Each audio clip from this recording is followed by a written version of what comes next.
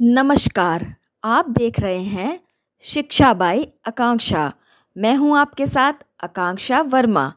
तो चलिए शुरुआत करते हैं आज की कहानी की, जिसका शीर्षक है वो तैसा। बहुत समय पहले की बात है। एक छोटे से गांव में रघु नाम का एक सीधा साधा किसान रहता था। रघु मेहनती था, ईमानदार था, पर उसमें एक कमी थी। वह हमेशा दूसरों की बुराइयों को सह लेता और चुपचाप रहता। गांव के कुछ शरारती लोग उसकी सरलता का फायदा उठाते। कोई उसका खेत चराता तो कोई उसका सामान उठा लेता। रघु बस चुप रहकर सब सह लेता था।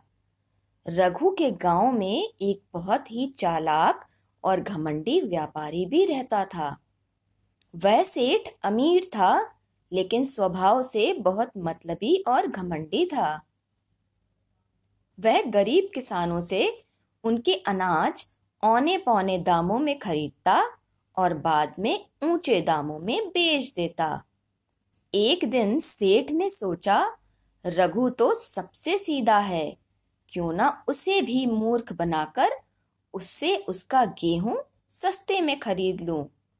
सेठ अगले दिन रघु के पास पहुंचा और मीठी मीठी बातें करते हुए बोला, अरे रघु भैया, सुना है तुम्हारे खेत में इस साल खूब फसल हुई है।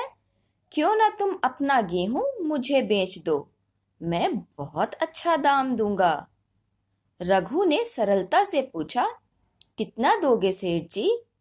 सेठ ने जानबूझकर बहुत कम दाम बताया और कहा, भैया बाजार में बहुत मंदी है, मैं तो तुम्हारा भला चाहता हूँ, इसलिए इतनी बड़ी रकम दे रहा हूँ। रघु को सेठ की बातों पर भरोसा हो गया और वह अपने सारे गेहूं के बोरे सेठ को दे आया। लेकिन बाद में जब उसे असली बाजार का भाव पता चला तो उसे बहुत दुख हुआ।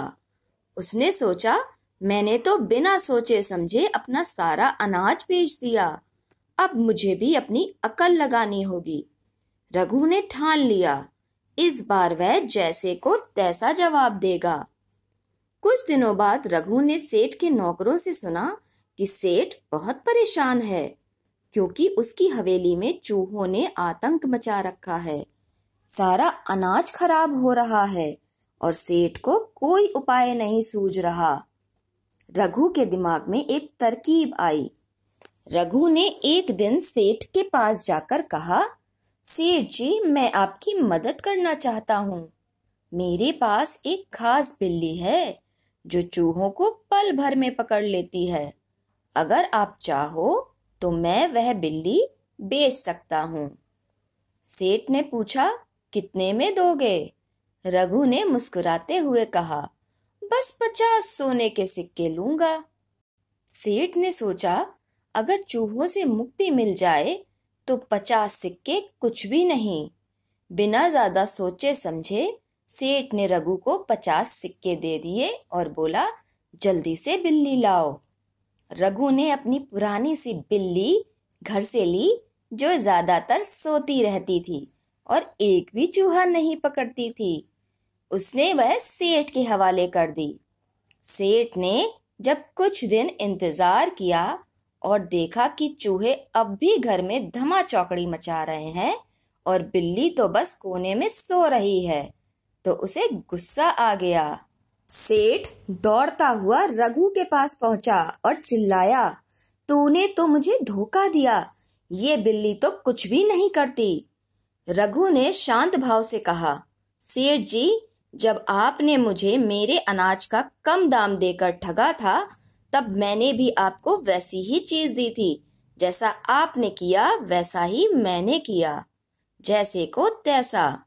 सेठ को बहुत शर्मिंदगी हुई, उसे अपनी गलती का एहसास हुआ। उसने रघु से माफी मांगी और वादा किया कि आगे से वह किसी गरीब का शोषण नहीं करेगा। रघु का दिल साफ था, उसने सेठ को माफ कर दिया। इस कहानी से हमें यह सीख मिलती है कि किसी की सरलता को उसकी कमजोरी नहीं समझना चाहिए। धन्यवाद।